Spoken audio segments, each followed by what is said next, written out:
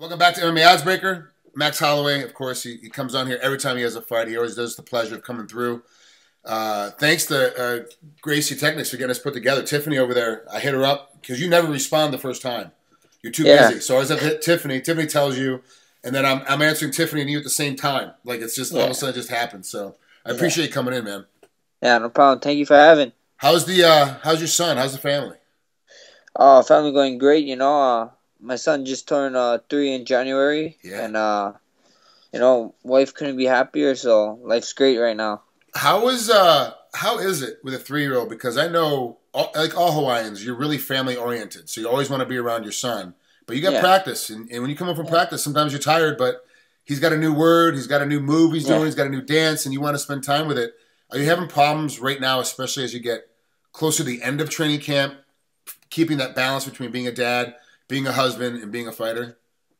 Not really. I got it's been doing great. I train in the morning. I come home. I got like maybe 3 hours with him, so or 3 to 2 hours with him. So we'll go hit some baseball off the tee, or I just got this new game for PS4, a zombie game, and he sits down next to me with a controller, thinks he's playing, and telling me what to do. So it's great, man. It's great. Like what you said, the hardest time is that fight week. Coming home. That's when he learns something new, or he starts talking clearer, or it's super hard fight week. Being away, and then especially for this camp, we're leaving early. We're fighting in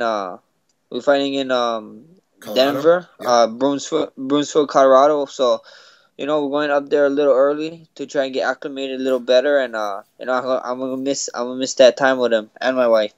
Now, a lot of fighters bring their wife and kids with them. Like Mighty Mouse does. Demetrius Johnson, he brings his wife and daughter, but his wife also manages a lot of his stuff. So, like, if I want to book an interview with DJ, I gotta call her, and she sets it up, and she's always on the road. They're actually in Vegas right now. As we're doing this interview, it's just before the Anderson Silva Diaz fight. So, it's expensive though to bring your family from Hawaii over to the mainland. It's not like it's a $300 flight from Colorado to get to Vegas, or a $400 flight getting from New York to LA. Is one of the reasons why your wife and son don't travel is because of the expense, or is it because you don't want your son to see you fight live and want that distraction during fight week? It's kind of both. It's the money issue. It is. I'm not that guy making tons of money yet. And I gotta pay my gym fees. I gotta pay my coaches. I gotta pay my management. So it's kind of money issue, and then that too. It's kind of like I don't like how you said. It's kind of nerve wracking. Fight week, going into fight, trying to stay focused, and then I gotta worry about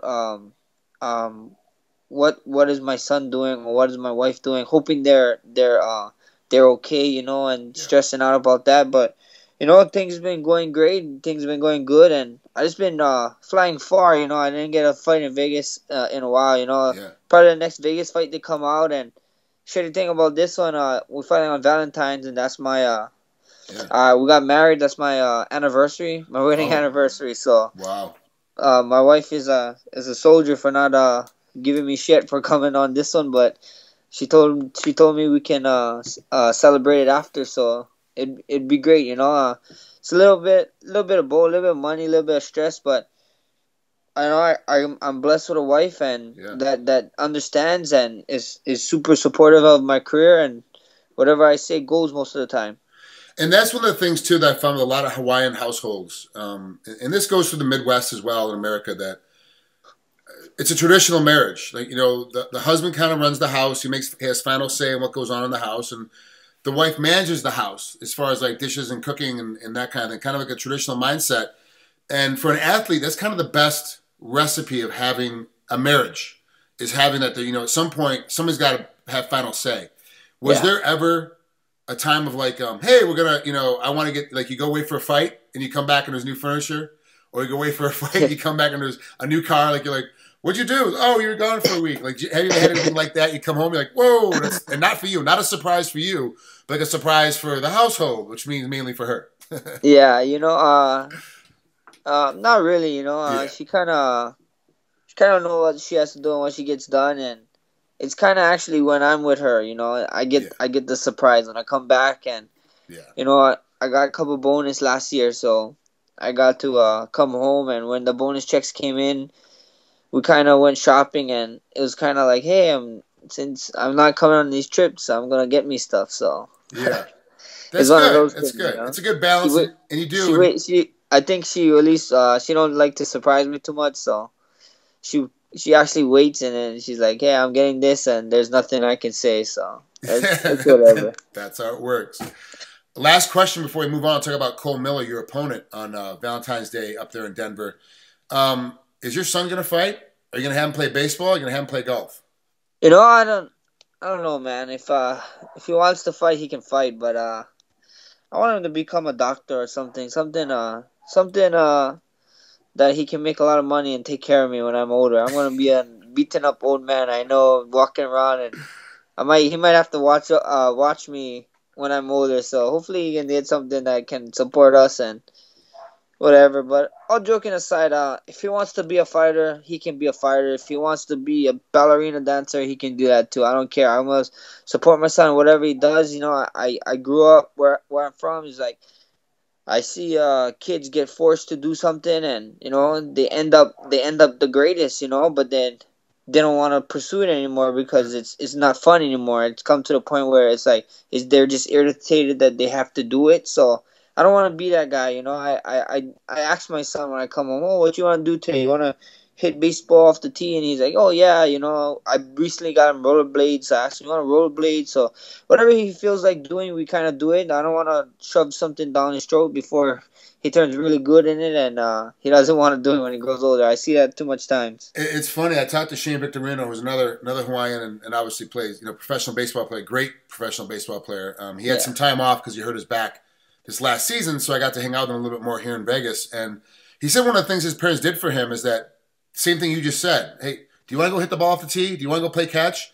And yeah, let's go play catch. Let's go play catch. But they yeah, never would jam it down his throat.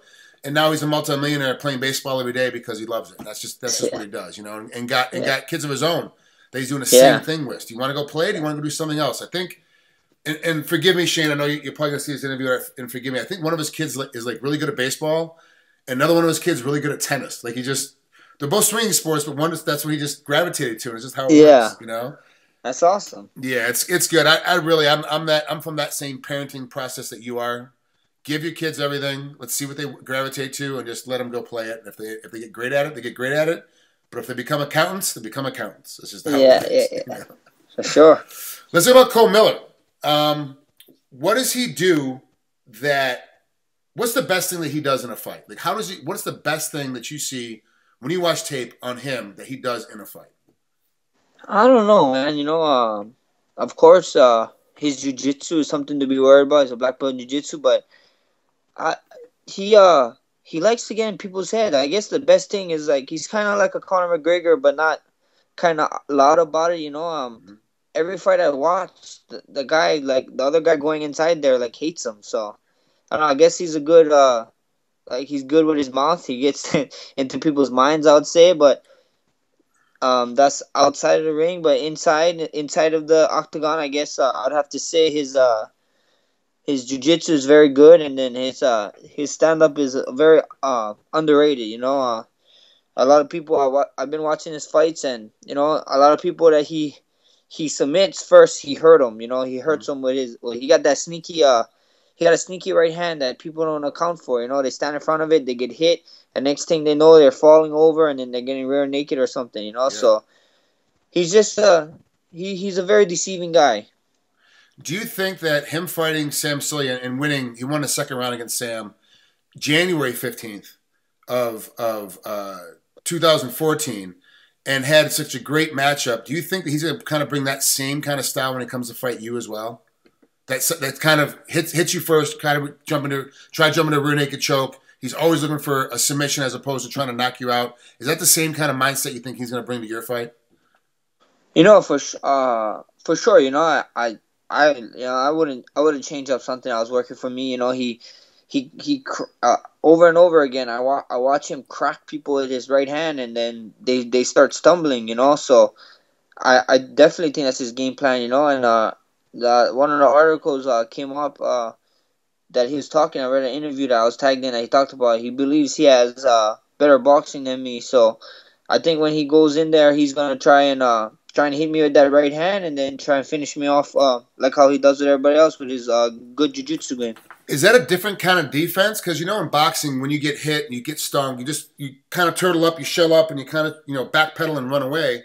But in a fight with a guy that's not looking to, when he cracks you, he's not looking to put you out. He's looking to submit you. Is that a different kind of defense? So when you're stumbling, you're not necessarily looking not to get hit anymore. You're having to start looking for, rear naked choke defense, front choke defense. Is that change up how you defend yourself after you get hit now? For sure. I think after you getting this is MMA.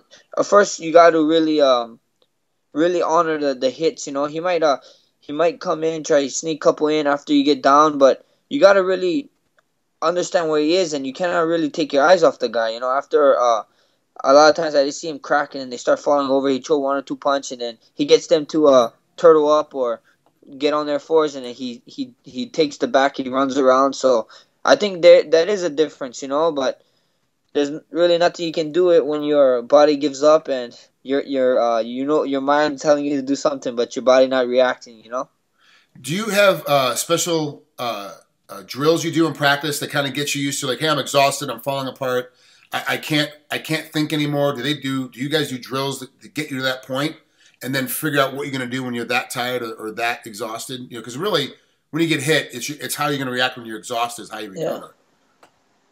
Yeah, bad situations. Rylan and our coach Charles always put us in bad situations. They get us tired sparring or whatever, and then we go to the ground, and it's all about you got a minute to get up, or they're in a super good position and you're in a bad position. You got to get out, and you only have 30 seconds or a minute. So we've been doing that. I think a lot of camps do that, and I think that's what help you in that situation. Most of the time when you get stuck in that situation, you want to just be calm and relax, So that's what Rylan tries to show us, and he always tells us all the time, He's like, just stay calm, and then once you stay calm, everything will fall into place. Just make sure you stay calm first, and then start to work your way out. That's Max Holloway getting ready to fight Cole Miller coming up here on his anniversary, his wedding anniversary, February 14th in Broomfield, Colorado. Appreciate you coming on here, Max. I know you got practice coming up right now. Have a great rest of the day, and we'll definitely be watching you when you fight Cole coming up here in February. No, man. Thank you, guys. Thanks for having it. And it's always a pleasure to be talking with you, my man. All right, we'll see you again soon. Hopefully, I'll be on island here shortly after your fight. So, yeah, that would be fun. I always love it when you come down. All right, brother. We'll talk to you soon. Later.